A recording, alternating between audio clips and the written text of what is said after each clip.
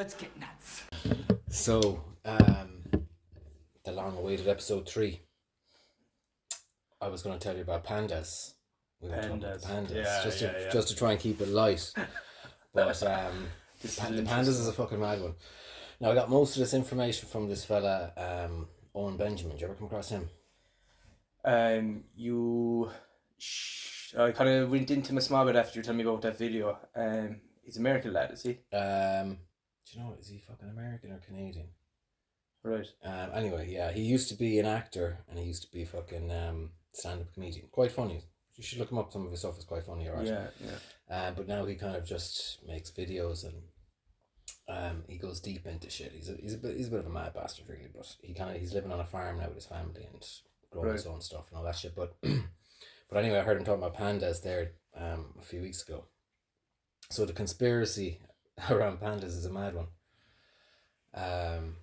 Well, there's one out there like where these guys are suggesting that all pandas are fake, and anytime you see a panda, it's a person in a suit, and I don't know that can be kind of debunked very fucking quickly. Yeah, like, exactly. Know? Yeah. And I don't know, maybe that's to throw you off the real thing or something. I don't know, but But why would they fake so pandas? your man's theory, why would they what? Why would they fake pandas? This is it, I can only speculate about what's going on, but your man's theory, Owen Benjamin's theory, is that pandas were never wild animals. And so he breaks down, there's a good few videos on this as well where other fellas are talking about it as well, but there's a lot of weird things about pandas. Like, it's hard to fucking survive in the wild as it is, right? So all they eat is bamboo anyway. The bamboo sticks, right? Yeah, their diet is like 99% bamboo, and they're saying that that's a bad thing for a wild animal to be reliant on just one source. Yeah. But let's go through it. Okay, so one of the weird things is when a panda is born, the mother is 900 times the size of the baby panda. They're like fucking. I've seen. They're so small videos, compared to. Yeah.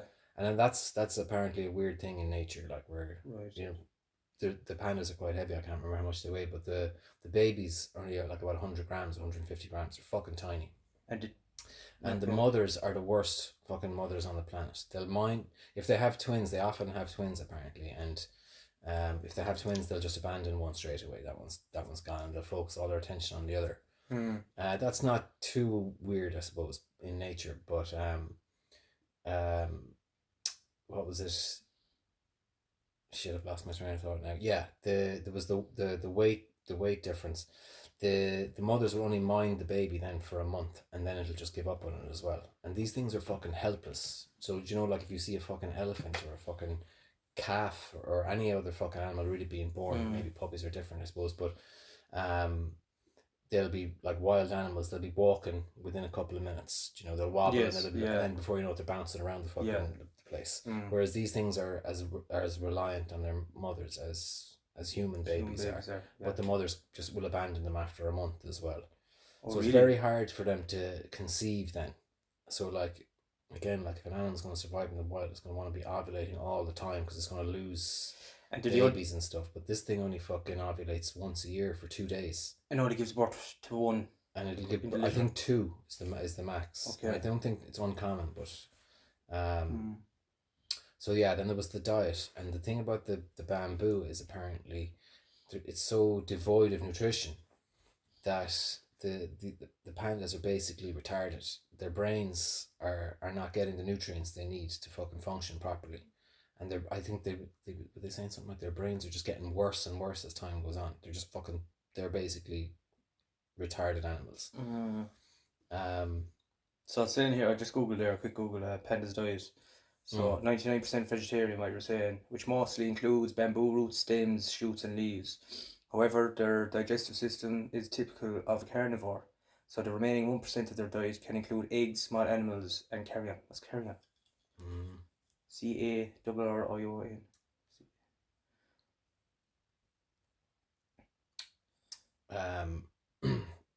But there's a few other things. Decaying flesh of dead animals. Right, so kind of scavengers. So it doesn't really it won't hunt or anything. Yeah. It doesn't hibernate, so it sleeps 10 hours a day and eats 10 hours a day. Does it sleep on the ground? Or they have it doesn't have a den. they don't build dens. Right. So they just fucking sleep where they're lying. Okay. And they weren't discovered until 1869. Now, I'm just getting all this information from a few different lads. I haven't done the research myself. Yeah. So I don't know my Chinese history, but they're saying like there's no documentation apparently about pandas. Like, and apparently the Chinese are quite good with their history. Yes. And they've well documented the dynasties and all this shit and all the animals, and they have like all their legends and all this shit. But there's nothing about pandas. And the pandas were discovered by a French guy, a French priest missionary or something in 1869. What? So that's a bit fucking weird, you know.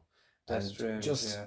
the fact that they're pretty slow and stupid and helpless. There's fucking tigers in China now. I don't know, like, are they in different parts or whatever, but you'd imagine that they'd be victims of fucking serious wild animals, you know. But the way I think of a panda, like, I don't have much knowledge about them obviously, but like I always picture them living on top of hills kind of a thing in very dense areas of trees and just chilling out of trees and bamboo and stuff. Yeah. So maybe they live high in the hills so that maybe.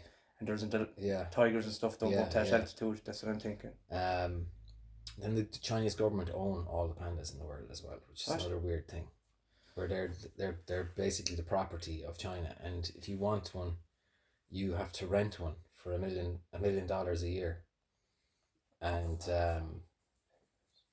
they take in something like, because they've got such good PR. Basically, you know, everyone loves fucking pandas. Yeah. And they're constantly looking for donations to save the pandas. Yeah. But they take in 12 times what they need every year. So they're making a few quid out of them. Now, it's not world changing money or anything like that. But and then they're the face of the fucking World Wildlife Federation. I was just going to say that. You know? Yeah. And it's just a weird. And Benjamin was saying something as well. Yeah, so you've heard like a school of fish and a flock of birds. Give me another one. Herd of buffalo. Right. What is it? The pandas are an embarrassment of pandas. An embarrassment of pandas. What the fuck? So anyway, I could only speculate as to why they would do this, but I suppose he's speculating as well. But he thinks it's all a big fucking joke. It's just I don't know, just to fuck with us or whatever. But so they're saying there's 1,864 pandas left in the world, in the wild. Yeah. So they remain scattered and vulnerable. Much of their habitat is threatened by poorly planned infrastructure projects. I think like they're all even the ones that are technically in the wild are in special reservations or whatever. Yes. You know.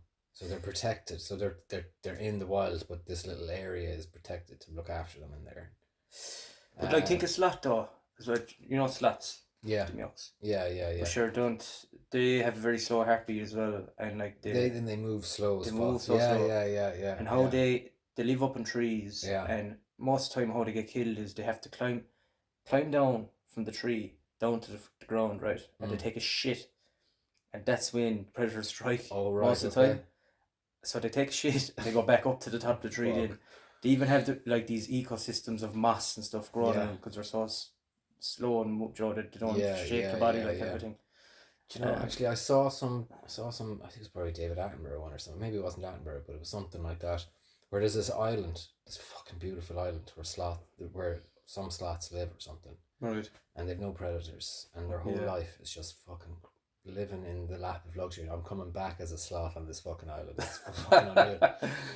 But so you can only speculate as to why they're doing it. But your man Benjamin thinks it's a big fucking hoax, and it's just an interesting one. I thought maybe a light-hearted way to start the show. But did they interbreed them between bears or something?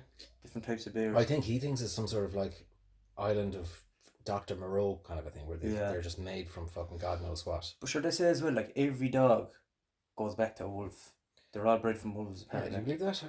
I don't know. But that's if I used to think maybe interbreeding of wolves than wild dogs, and there is wild dogs out there. Yeah. And I suppose jackals are fucking canine creatures, well, aren't they? Yeah. Where was it that I saw? But like, where the fuck does a pug come from? How do we breed a pug? Yeah, I don't know. Like, okay, then you'd be thinking maybe it's the smallest of the litter, they've been interbreeding that way. Yeah. And I know with the bulldogs, they bred them for fighting. Yeah. And they deliberately took like the shorter ones and bred them with the other shorter ones to get them in a situation where their necks couldn't be bitten or something like that. Right. You know, so that's how they win fights, because their necks can't be bitten or something. But I saw this interesting thing today. It was actually on Snapchat stories. I don't know, you on Snapchat? It's one of these things in a basically, it was like this, I don't know, speculative like conspiracy page again, but they were all about, it was actually just today I was looking at it, and it was like animals that down through the years that scientists have messed with and interbreeded. Oh, okay. They were on about this like sheep out in India or someplace as well, that was like you hear about like West Ireland sheep shaggers and stuff, but apparently this was a real life thing over in India. That people were fucking cheap. Yes, and that this sheep gave birth to this like animal, and they reckon it showed like human features and stuff, but it only lasted a couple of days. Are you serious? Yeah. That's fucked up, man. What else? I came across funny ones. Then there was a chimpanzee that was crossed with a human. Right? Apparently that only lived a couple of days. If you look into it, I presume there must be resources there for the information, like, and things like that. Yeah. No, there has to be shit like that going on though. Oh man, like if you've an infinite amount of wealth and resources, you want to find out what we can mix, because like they'll tell us things like, oh, we mixed this tiger and the lion and we got a liger. Did you ever see the liger? No. Have you ever seen the liger? No. They're a fucking mad one. They're massive. They're like, they end up bigger than lions and tigers, I think. But they're I think they're infertile, and I think they're just slow as fuck as well. But yeah, look up the liger sometime. It's a mad one. But yeah, they'll tell us things like that, but they won't fucking tell us that they've been mixing people with fucking. So I saw this. I just have to look up. A human Z, right? Is this chimpanzee / human? In 1920s, Ivanov. This is actually the one I came across. Ivanov carried out a series of experiments, so I presume that's Russian, is it? Yeah, sounds it. Culminating in inseminating 3 female chimpanzees with human sperm, but he failed to achieve a pregnancy. Right. These fuckers have been trying this for a while, like. Yeah, but like this is just information that we hear of. Like you wonder what fucking 100%. Experiments are under wraps. Yeah. Oh, here's a good one. 1957, 2nd of June, 2012. Was a former performing chimpanzee once promoted as a missing link or human Z due to his somewhat human-like appearance and a tendency to walk upright. Despite his somewhat unusual appearance and behaviour, scientists found that Oliver was not a human chimpanzee hybrid. Okay. Alright. Okay. I was building up something there. Yeah. What's that? Where you said there? The island of Monroe. I think I've heard of that. Yeah. That was the island of Dr. Moreau or something like that. Back in the 80s or something. Yeah. Wasn't it? Yeah. I think there was a book, and then I think they made a movie out of it. I think it was your man from The Godfather was in it actually. Right. If I'm remembering correctly. And they made it was a shit show. The whole film production was a shit show apparently. Marlon Brando. I think that was it. What way is a shit show? Just the whole production thing was a pile of shit. And Brando apparently was an absolute disaster. There's a character I think in the movie that he had in his contract that this little fella had. He's like a little mini me. I don't know what the fuck this guy was. A tiny little person. And Brando put in his contract that this guy had to be in every scene with him, sitting next to him in every scene or something. Yeah. Did you ever come across a guy called The Critical Drinker? Yes, he's very good actually. Yeah, he's brilliant on YouTube. Yeah, but he did a video about, as far as I remember, it was about that movie anyway. Go away now, isn't he? A couple of years ago he was good. He used to slur his words. He went through a phase, like his earliest ones he was just kind of a bit monotone. Yeah. And then all of a sudden he started slurring his words and acting like he was a bit drunk during the thing. And I actually really liked that, but I'd say he got tired of doing that shit. But yeah, he's good. He's good enough. Oh, but yeah, back to Owen Benjamin. So Benjamin used to be good friends with Joe Rogan and Theo Van and all these guys. I've never come across him. He's been on, I think he was on the podcast at least once, Joe Rogan's podcast. I think maybe twice. I think the second time he went on, they kind of bullied him a little bit. Something happened. I'll have to listen to it because I'm not sure what happened. But after that, Joe told someone on his podcast, they started talking about Owen Benjamin, and Joe said to this person that Benjamin had some sort of a fucking mental breakdown or something, that he'd eaten a couple of pot brownies and had a fucking fucked up experience and was never right again. And this is kind of the narrative they're going with, right? But Benjamin, he's a bad bastard, but he made this claim that somebody told him, and he said Joe still hasn't responded to this, and Joe won't sue me for saying this because it's true, and he believes this is 100% true. So brace yourself, you're not going to like this. Right. But he said that his friend witnessed Joe Rogan fucking some guy up the ass out the back alley of a comedy club a few years back.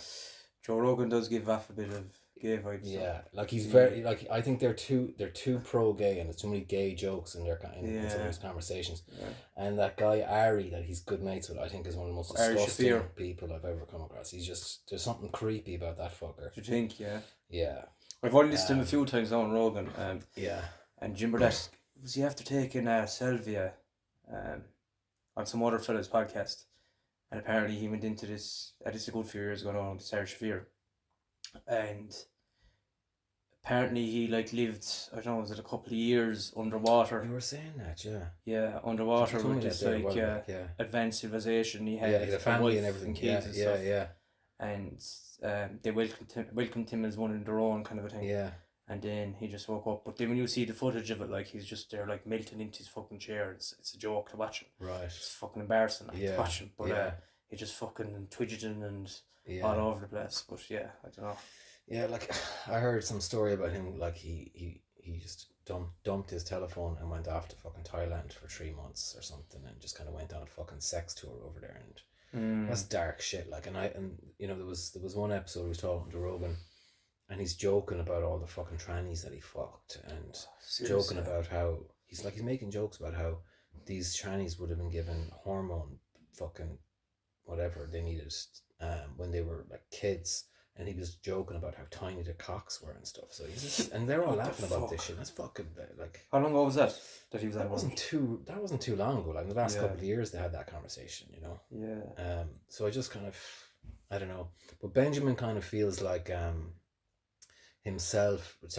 Rogan, Theo Von, and I think maybe Andrew Schultz. He was talking about them, and he was saying like that they all kind of came to a point where he feels like they kind of might have sold out a little bit. Like he'd fallen out with Theo Von, and he as well, because Theo recently had some girl who I think it's Tulsi Gabbard. I think she's been on Joe Rogan a couple of times.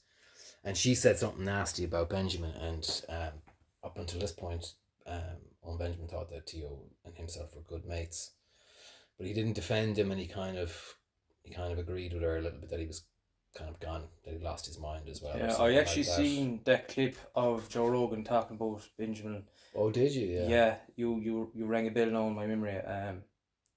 But it was like he was talking about him as if about Benjamin, like he'd nothing really to do with him, you know, like he was a distant kind of lad. Yeah. But I never so they were friends before, were they? They were great. They were great friends. And actually, Benjamin, like when I heard him talking about Rogan a couple of months ago, and he was saying like that at one point, he said Joe Rogan was like my hero. I loved this guy. Yeah. Like he was like one of my best friends, and I was a great admirer of him. And he said Benjamin claims that he sold a television show idea to some production company that became a hit, and he made a lot of money and stuff.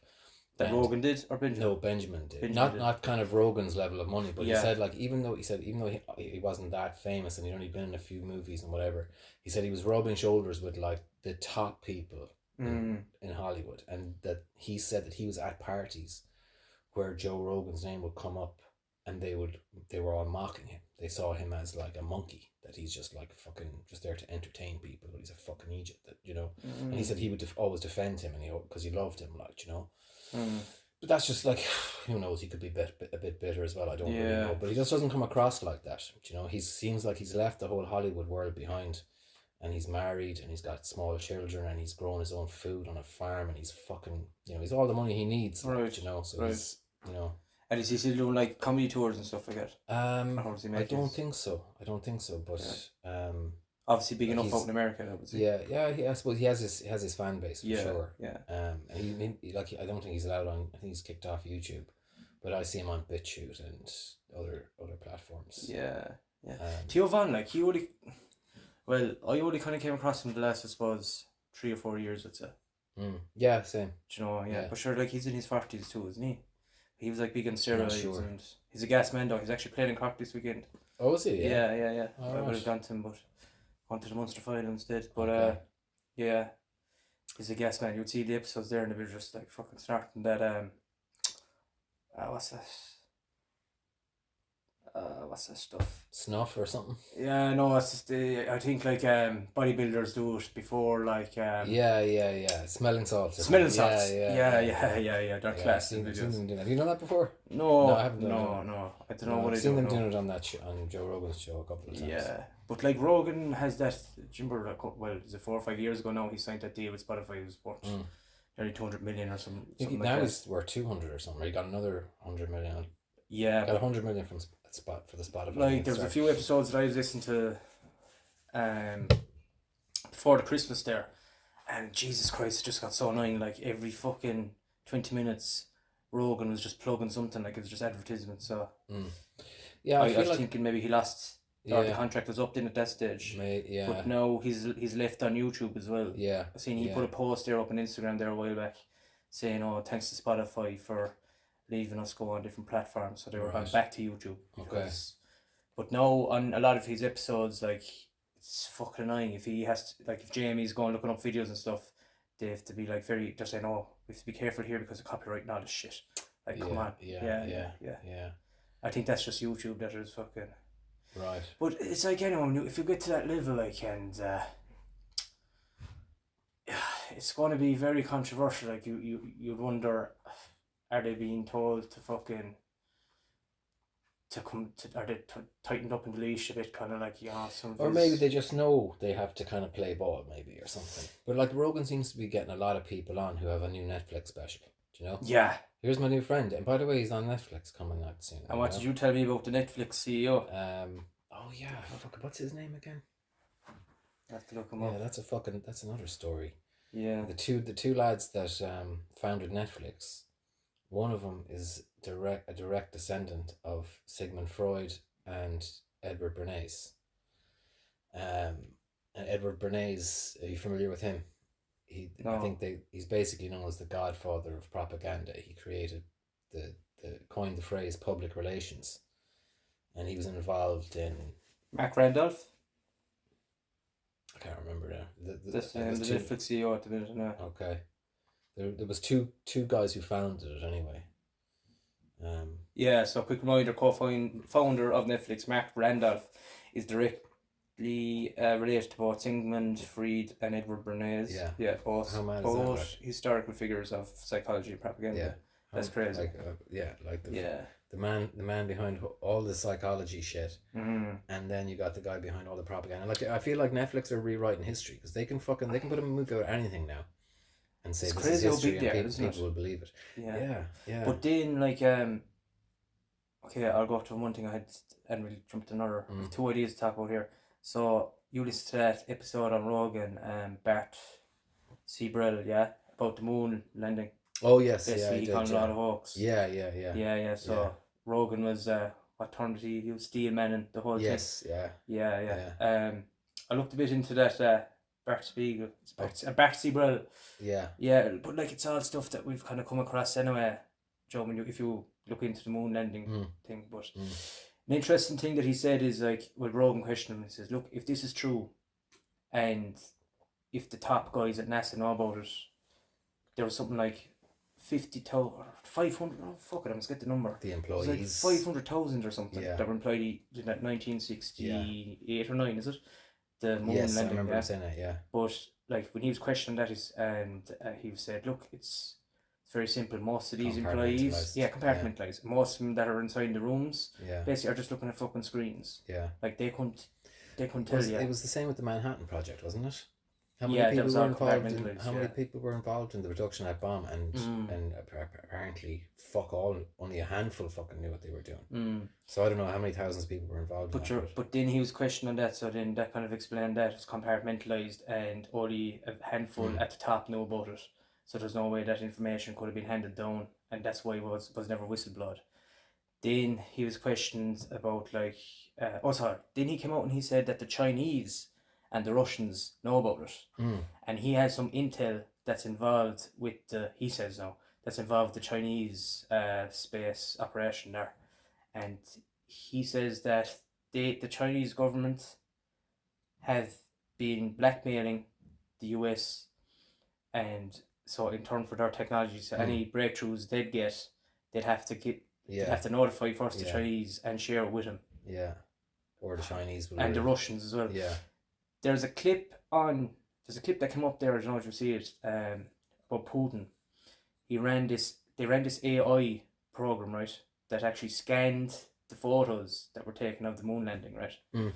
And the AI program came out and said that it was a high percentage that it was actually AI. Right? And there's only a small amount of percentage that it was more likely real. And this was right in front of the camera, his real-time reaction. He did not act surprised.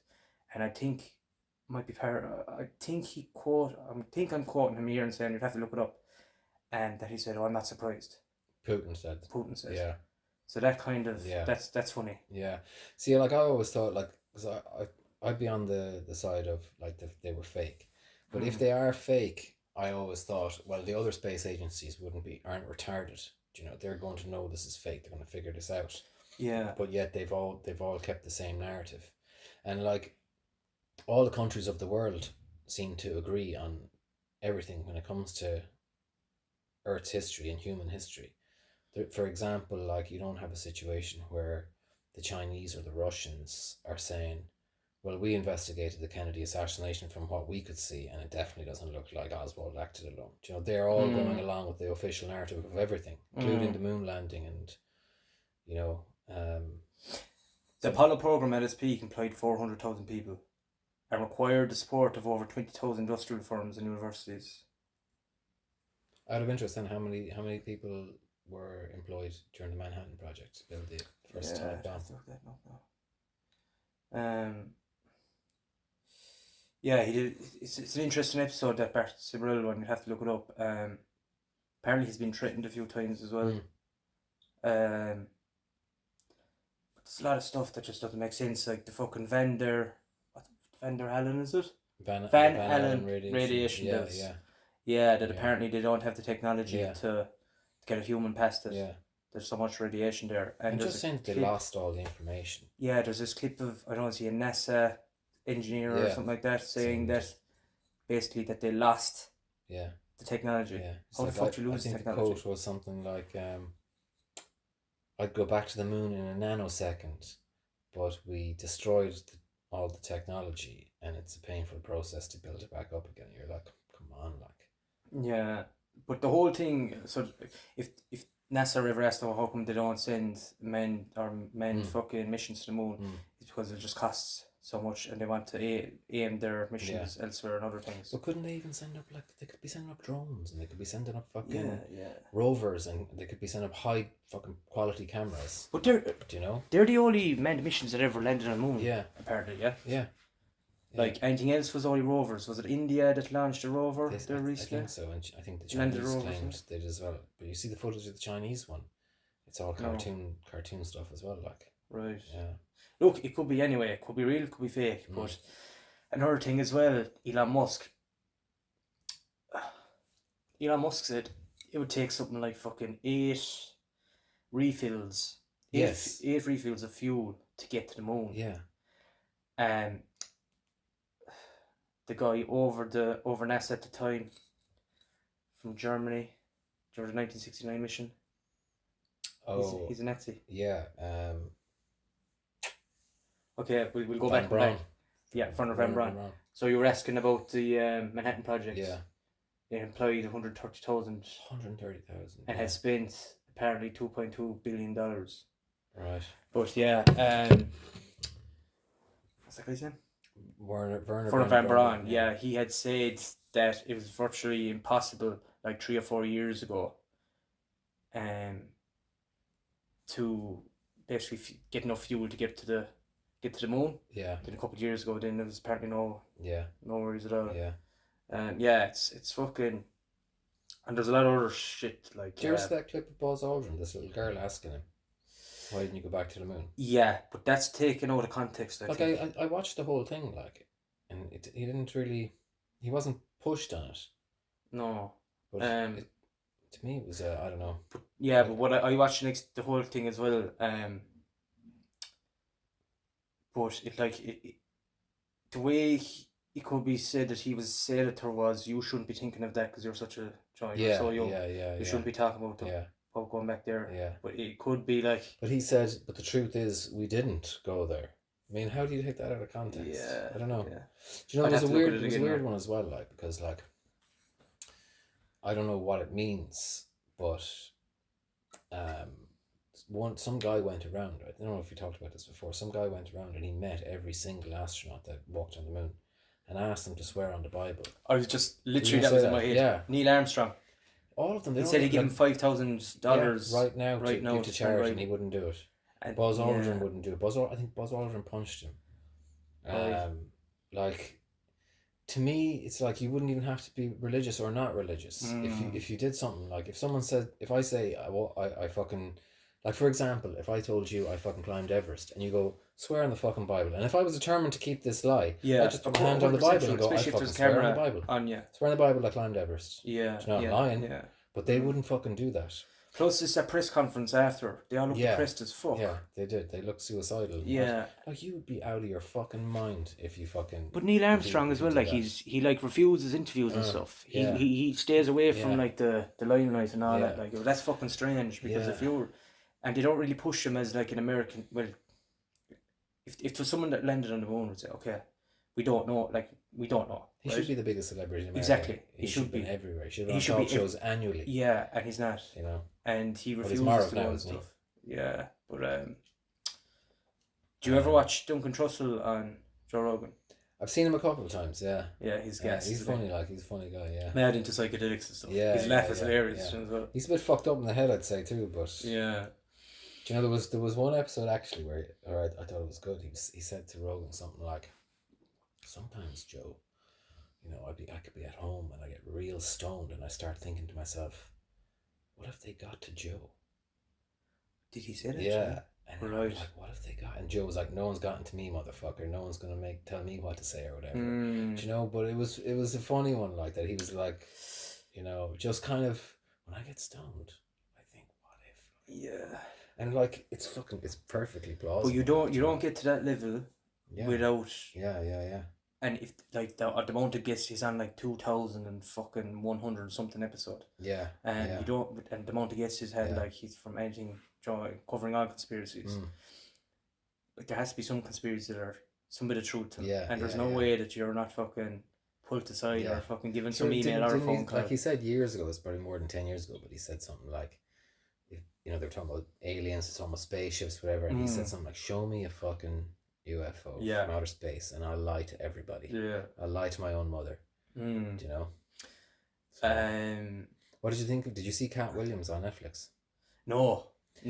I meant to watch it. I watched it, and just the chronology of the whole thing. Right, first he's on that podcast. I can't remember your man's name, the American footballer, and he says some mad controversial shit, and he talks about how he was offered $50 million 4 times or something like that, and he to wear the dress. No, just to fucking... I can't remember. It was like... I think the insinuation was you're going to have to pay for this if you do it, like, kind of a thing, you know? Right. Yeah, it was P. Diddy. I think P. Diddy was offering him money as well or something. But anyway, he joked... Club Shisha? He joked... Yeah, that's right, yeah. He joked about how... He said, I'm the only one in Hollywood with a virgin asshole. You know, I'm my own man. The way he talks is hilarious. Yeah. He's like your man from... do you watch Family Guy? Yeah, I know Family Guy. Yeah, do you know there's this kind of he's kind of like a background character, but he's like this gay kind of black guy, and he kind of talks like this. He kind of talks like Katt Williams. Oh right, yeah. No, I haven't watched that show in a long time. He sounds the exact same. But But what was he saying? Yeah, so then he was, he talked about how Joe Rogan wouldn't have me on his podcast and all this kind of shit. And then Joe Rogan a couple of days later saying, "I'll have him on, no problem," And then sure enough, he ends up on the podcast. I listened to an episode. And then before we know it, all of a sudden, Katt Williams got a Netflix special. And as soon as I heard he was on Netflix, I think he sold out. I thought, man, like you can't go on Netflix, and like they're pushing him as no censorship, and it's going to be the truth now from Katt Williams on fucking Netflix. Like, and what was that show like? Tame. Straight away, like when I heard he's on Netflix, I was like, he's sold out, like. But I sat down anyway to watch it, and I can't remember exactly what he said in the first couple of minutes, but I just said to the wife, I said, I think we're going to witness now Katt Williams. This is him selling out. This is the moment, like, And the first half of it, I was literally crying laughing at some of the stuff. I was like, he's always been a bit with the racism stuff, but I was trying to let that shit go.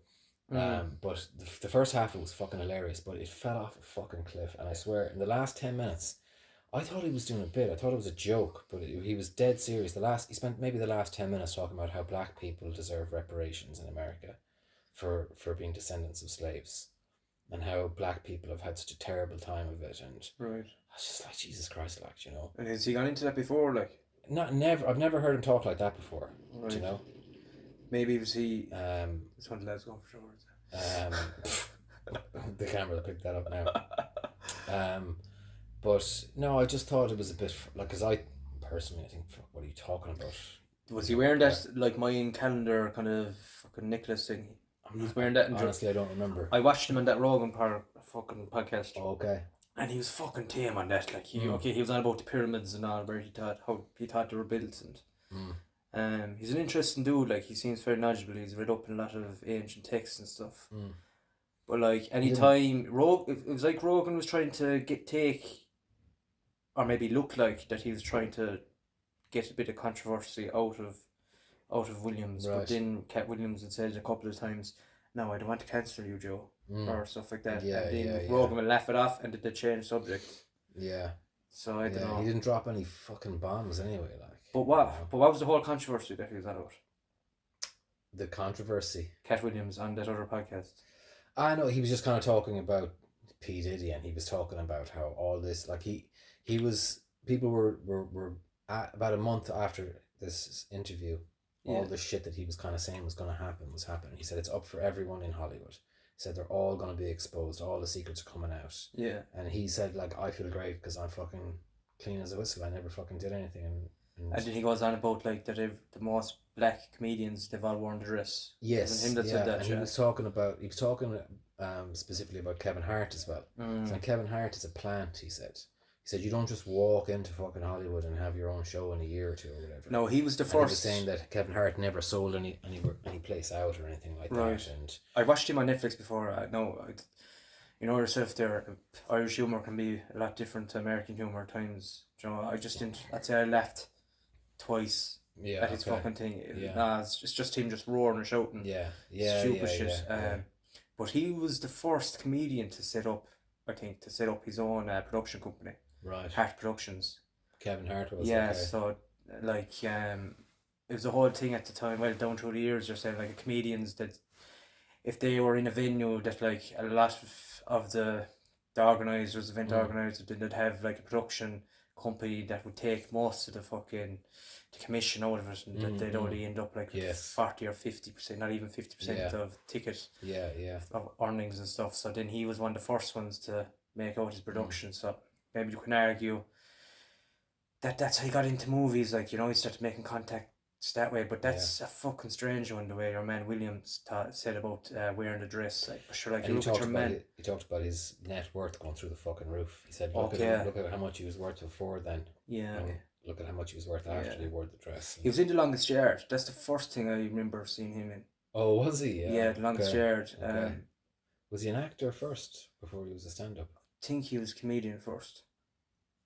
I think so. Right. But sure, like, he's in every fucking. Sure, he's in Get Hard with Will Ferrell. Then he's in Central Intelligence with The Rock. Jumanji's ones. They were probably the big hits for him. But sure, your man Martin Lawrence, Actually went to see that show night. Bad Boys 4. It's good. Bad Boys 4, holy fuck. Yeah, Ride or Die it's called. All They right. call it the third one Bad Boys Forever. Right. And they call this one Ride or Die, whereas I should have done it backwards. I've never seen the other Bad Boys. Only bits and Have you pieces not? No, of the first. before your time, were they? Sure, what are you, 18? 28, lad. Young face. But yeah, Martin Lawrence sure was Big Mama.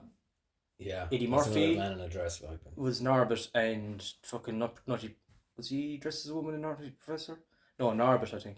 Right. Yeah. Sure, Yes. Yeah. What other actors? But you know what? It's not just the blacks though. So many. Yeah, but the whites so as many well. so many whites as well. It's definitely the humiliation ritual wearing the dress. That movie that you told me to watch before, Tom Cruise. All Eyes on Me, is it? No. Tom Cruise. Eyes Wide Shut. Oh, Eyes Wide Shut. Eyes Wide Shut. Yeah. I don't think he wore a dress in that, did he? No, he didn't wear a dress in that, but that just came to my mind there. That fucking film is wild. It came out in what, 1990? I have to Google that. Yeah, it's about around the time you were born, I'd say, was it? 98, 96, 99. That's 96 I was born. Eyes Wide Shut. But yeah, we were around about movies there. That one is wild. Yeah. 1999. Yeah, there's some mad I shit. was 3. There's mad fucking conspiracy theories surrounding that one. The stories about Kubrick freaking out when they cut 26 minutes out of his movie, and like, was that a famous film at the time? Yeah, it was big at the time. Yeah, and like all the like I remember like I was 18 at the time, and I remember watching Nicole Kidman and fucking Tom Cruise doing the rounds, like doing interviews and talking about Kubrick and how great he was because he was dead at that point and stuff. So it was kind of a big thing because I think he was dead before it came out. Yeah, he was obviously dead before it came out. So that they used that almost to fucking push it to promote the movie as well, you know. Right, but like that didn't need him fucking promotion really. You know, his death, he's fucking massive. Yeah, it was a wild one though. But what he died? He died like 2 or 3 weeks after that. After what? After the film was finished production. Yeah, the story goes that they had the final cut and he brought it to the directors or whatever. Kubrick died of a heart attack 6 days after showing the final cut of Eyes Wide Shut to Warner Bros. Making it the final film he directed. He reportedly considered it his greatest contribution to the art of cinema.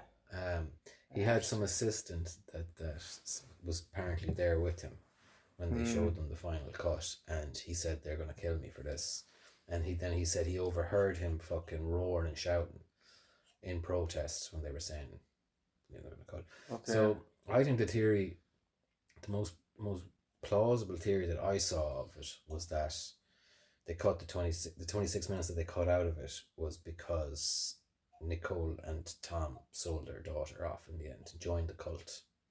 I think we'll just, because a lot of people maybe haven't seen this film, so Eyes Wide Shut. Don't spoil it. Give a quick description of what it's about.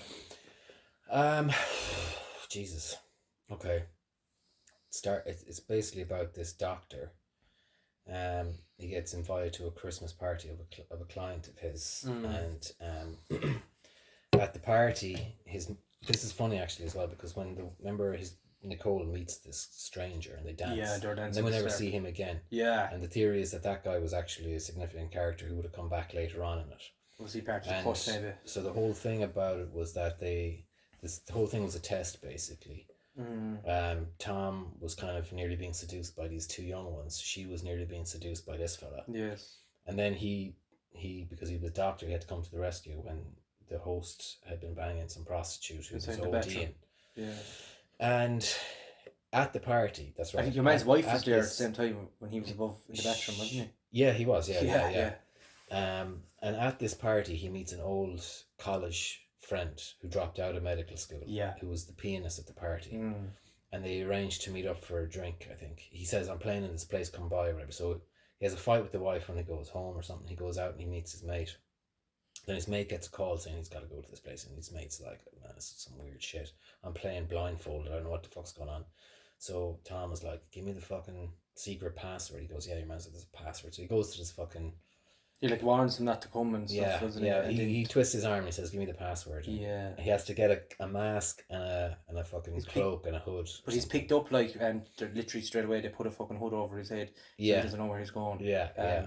The penis would say. Yes, that's right. So, long story short, Tom ends up going to this fucking mansion in the middle of fucking nowhere. In a taxi. And he was a bit sus from the start.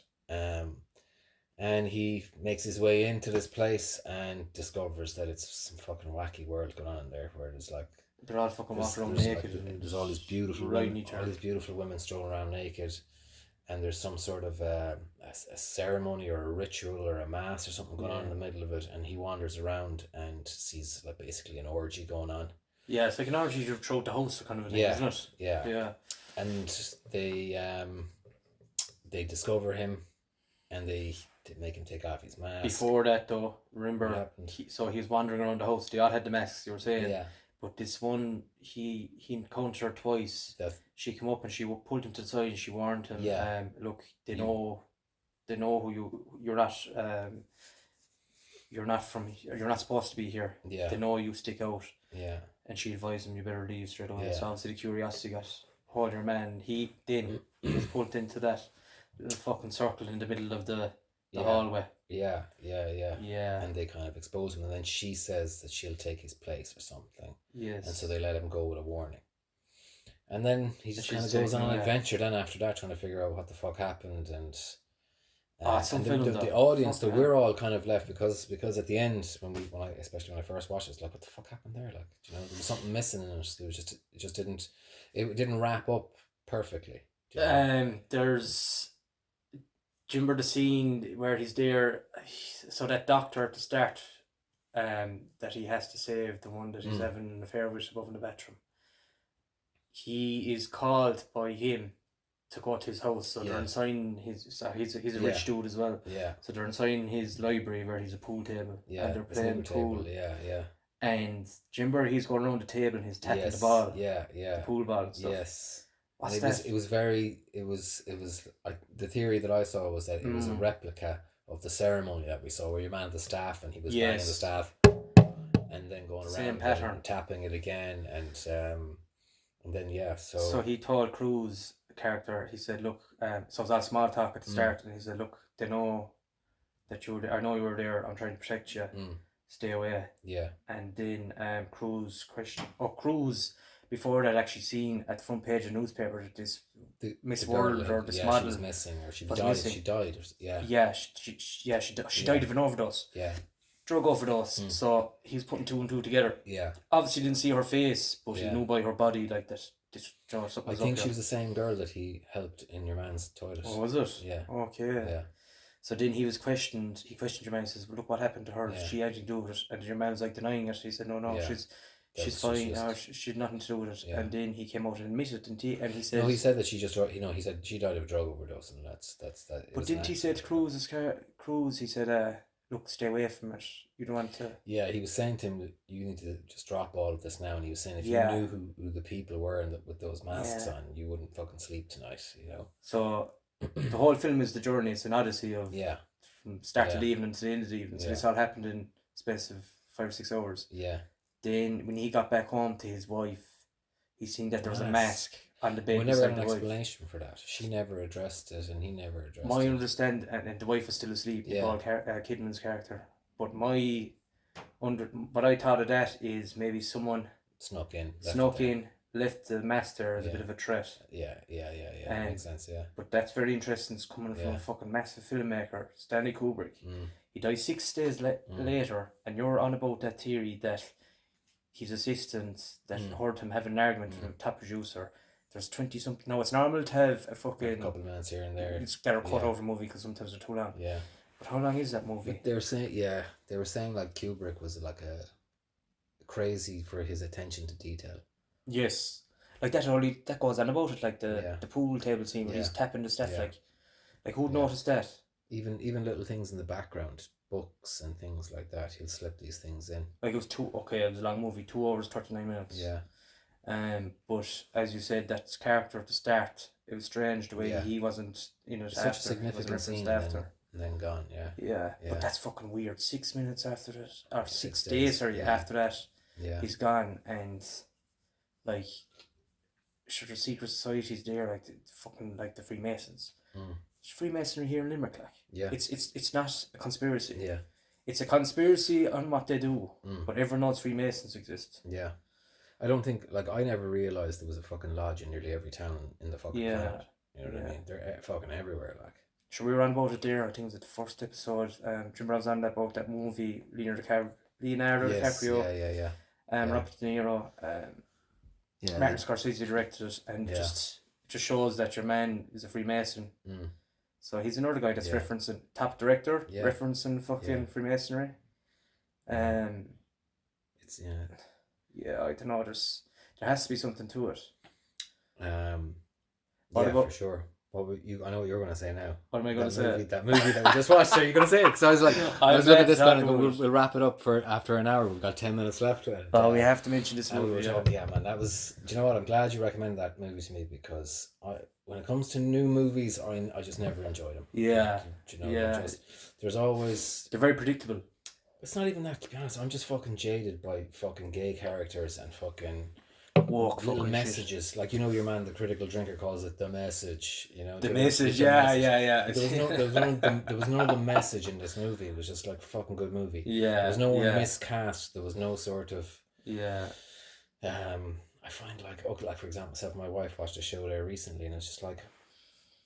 It was a murder mystery. It was like 3 or 4 parts, and there was 3 detectives in it. And one of the detectives, for no reason, was gay. Never saw the boyfriend. It wasn't part of the story, but they just told us, oh, he's gay. And then the main detective, I thought would have been better played by someone like Colin Farrell. Do you know, but it was played by like a 65 to 70-year-old woman, and she was talking about how she's getting divorced. And then the next episode, she's talking to this guy, and you're like, who the fuck is this guy? And then you realize, oh, that's her husband, but he's this weird looking black dude, and you'd be like. They just kind of mix, and then the third detective was saying his daughter was sick, and the next thing he's talking to this little Indian girl, and then turns out, oh, the Indian girl is his daughter. Do you know? And it was just what show is this? Why are they doing this? I can't remember the name of the show now. It's on Netflix, is it? I think it was on Netflix. But anyway, I just thought it was last fucking 5 or 6 years, I suppose. And they kind of wreck movies with kind of just putting like a little skinny woman as the military leader. Do you know, it's just retarded. We don't need it. But anyway, getting back to that movie, I just thought it was refreshing that there was none of that bullshit. So the movie we're on about is Late Night with the Devil. Yeah. We finished with the devil the last time as well. We did, so finished with the devil today. But... We kind of got it. There was a knock at the door in the last one. We just had to sign a few bits and pieces. That's why there was a bit of. We signed a contract with John's blood. I didn't use mine. Yeah, we kind of ended up abruptly that night, but sure, look, it is what it is. But Late Night with the Devil. So it's kind of like it's basically like a 1970s chat show, and the way they have it recorded is. It's like you're watching the show and then the show behind the scenes. And you said it as well, it's kind of a cool touch. So they put it like in the 4:3 ratio. Yeah, the like original square TV. Yeah, it's cool. Yeah. So basically, it's a savage movie. It's a great movie. So do we want to spoil it? Fuck, we have to spoil it. You know what? If you don't want to have it spoiled, we're going to wrap it up in 5 minutes anyway. So let's spoil it. We'll spoil it. Let's spoil it. Yeah. No, because even if you spoil it and talk about it, you're going to watch the fucking movie anyway. It's brilliant. Yeah. And what do you think about it? I thought it was a great movie, and I thought there was there's a lot to think about. There's a bit to digest, you know. So we just give. Okay, so let me description. Okay. Yeah. Okay. You go. You give the description. So Ray's description is TV host 1970s. Halloween. Yeah. So he's trying to. So this is fictionalized, obviously, but John Carson, has his TV show, right? He's obviously real life, but this is obviously fictionalized. He's trying to rival Carson's show, so he ends up over the years getting to the top with his TV show, but never reaching the heights of Carson's show. Yeah. So then inside the movie, it's not really shown fully, but it's hinted at that he went to Bohemian Grove and he's involved with this with the satanic fucking cults and everything, that he basically sold his soul to the devil to reach the fame, reach the heights, or gain what he wanted to from his TV show. Then his wife ends up getting cancer. She dies, and like he has this episode where she's there, like, and they're having a heartfelt moment, and it's kind of like, it's like, fucking man, would you have your wife on a fucking show if she's dying of cancer? But then there's like, it hints that he was already having her on the show to boost ratings. Then after that he goes missing for like, is it only a month? Or something. Yeah, a couple of months or something. Comes back, restarts the show. Then like puts on this Halloween show, trying to get the ratings up high again. So he's trying to do something that was never done before. So basically show a possessed person live on air. So that was the whole premise of the show. So it's a slow burn. But it's very good. It's very good. What do you think of it? Okay, so let me ask you. You know, when the girl is possessed, Lily's possessed, and it's creepy, man. She says to him, she's just staring at the fucking camera. In the beginning, they insinuate that he was in Bohemian Grove, and through his contacts in Bohemian Grove, you know, he became successful or whatever. But when she becomes possessed, she turns to him and she says, "It's nice to see you again." What was his name again? Oh, fuck. Go on, I'll look it up. She says, it's nice to see you again. And he said, "I don't know if we've met." And she said, "We have met among the tall trees." So straight away then we're thinking, right, they're insinuating now that there was some sort of a satanic ritual going on down there. And so the show carries on. They discover that one of their first guests has died. Chris Du. Isn't that right? But he wants to keep it a secret and keep the show going. Jack Delroy is the presenter. Jack, yes. So where was I? Chris Du.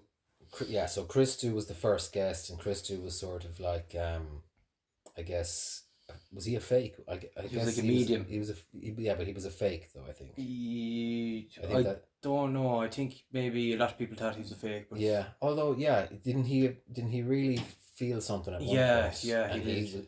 That was right. But he wasn't acting surprised, so I wonder, was he actually a genuine thing? But maybe maybe it was never taken seriously. He was saying this is different, something's wrong, this is different, or something like that. He has a wacky experience, and he's not right after it. Bleeding from his nose and everything, sure. And he carries on for a little while, and then he fucking ends up.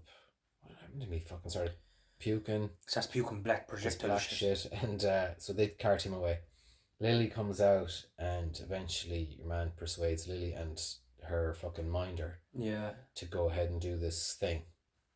And so she does it, and basically all hell breaks loose. And when it was ending, right, and she starts fucking killing everybody, and we see him running out the door, and then all of a sudden, what happens? He wakes up, and so he's put into this bit of a trance. And he kind of some of the reviews that have filmed, they're like, it takes you out of the experience when, like, behind the scenes, it's very like clear cut. But like, you're going, look, you know what you're watching anyway. You know.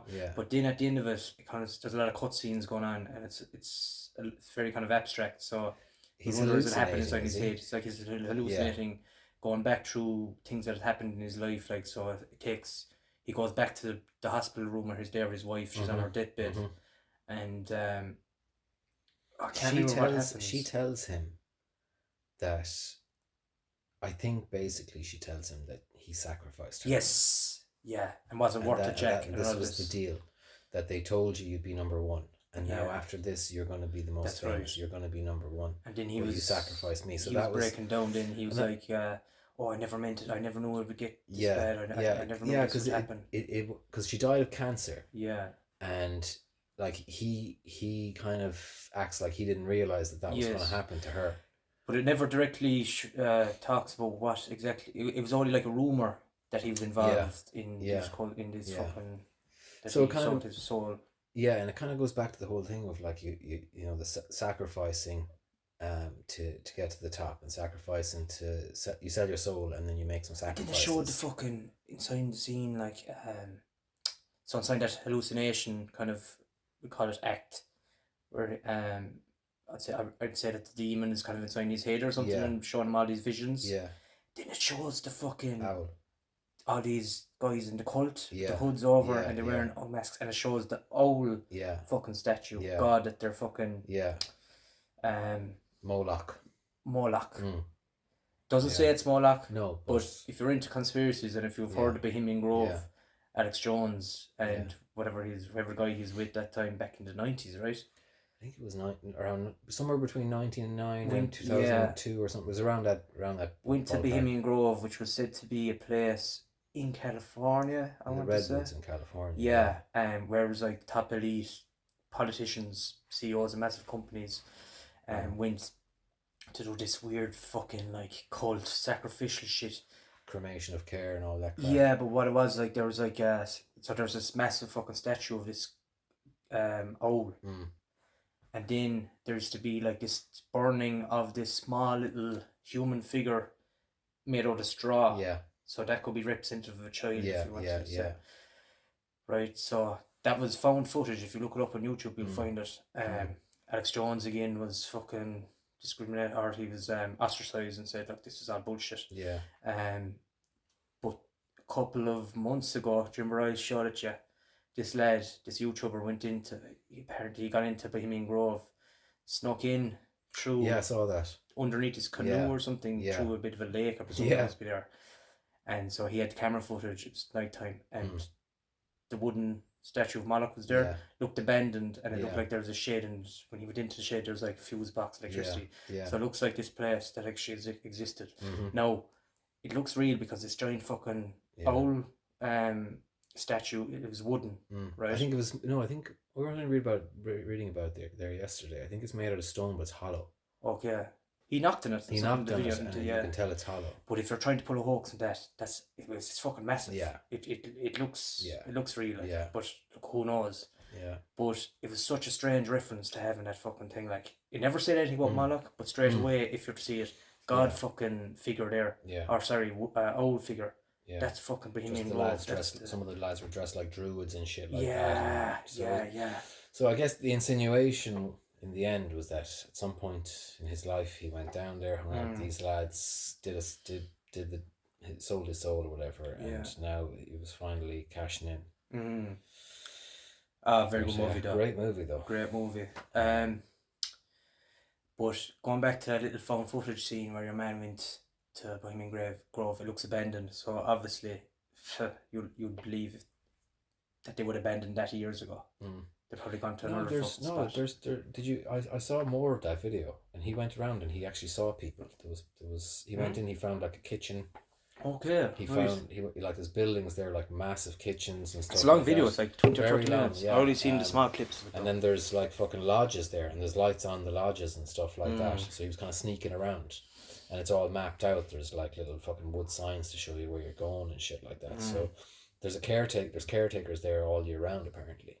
They're still going there to this day, as far as I understand. Yeah, but would you think there'd be a lot of fucking people that would try and break in there? Hard to know. Yeah, hard to know. There has to be something to that shit, though. Yeah. Yeah, but that movie's good. It's like you've watched it, but see, I don't know. Like, if there's truth to that shit, why is it in pop culture? Why is it making mainstream? So that was in cinemas, that movie. Like, that makes the movies? That was in the cinemas. Right, yeah. And your man's a fairly famous actor. Did you ever see him before? No, the actor? I don't think so. He's supportive character usually. Right. I looked up the directors. They're brothers, two Australian fellas. Right. And they've done like 3 or 4 kind of smaller, less successful movies. Okay. Kind of comedy horror type movies or something. Yeah. That's all I know about those lads. They're from Melbourne. Do you think that Kubrick was involved in the moon landing? So I don't know. There's all those theories around that as well. Yeah, the carpet in The Shining. Yeah. And you know that they use the same funny like the carpet. Like Toy Story. The carpet was the pattern of the hexagonal, isn't it? Yeah, they were saying to show the base of the the launch pad. The launch like pad, that. And yeah. the kid is wearing a fucking a t-shirt or a jumper that says Apollo on it and has a rocket on it. Yeah. And then he runs down the corridor and he goes to room 237, which is 237,000 miles from the Earth. That's what the distance to the moon. So that's what they were saying. But I saw these guys, they were talking, the creators of Toy Story, and they said that they named Buzz Lightyear after Buzz Aldrin. And there's a scene in Toy Story where Buzz realizes that he's not. We're going way over time now. Where Buzz, the scene where Buzz realizes, like they're telling him for ages, you're not a fucking real astronaut or whatever. But there's a scene in it where he realizes, he starts to realize, I'm not a fucking real astronaut. Yeah.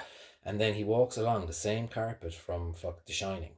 And then he decides, no, fuck it, I'm gonna prove I am a fucking real astronaut. So he climbs up on the fucking on the stairs, the banister of the stairs, and he's gonna fly out the window. Yeah, okay, and he jumps to fly out the window, and then he fucking takes a hop, he falls. And it's kind of like they're almost telling you, Buzz, he never flew off.